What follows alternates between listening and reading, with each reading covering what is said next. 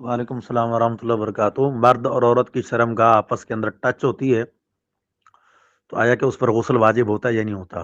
اس میں اختلاف ہے، بعض لوگ کہتے ہیں غسل واجب ہوتا ہے، بعض لوگ کہتے ہیں غسل واجب نہیں ہوتا۔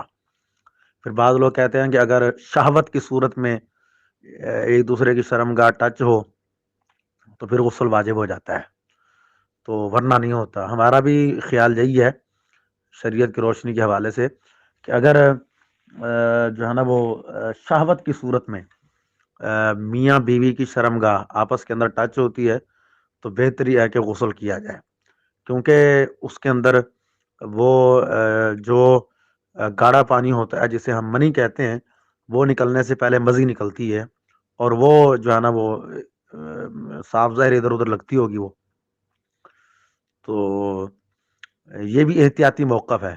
ورنہ جو بہترین جو صحیح ترین موقف ہے نا وہ یہ ہے، اگر جب تک وہ مرد کی شرم گاہ بیوی کی شرم گاہ کے اندر داخل نہ ہو تب تک غسل واجب نہیں ہوتا۔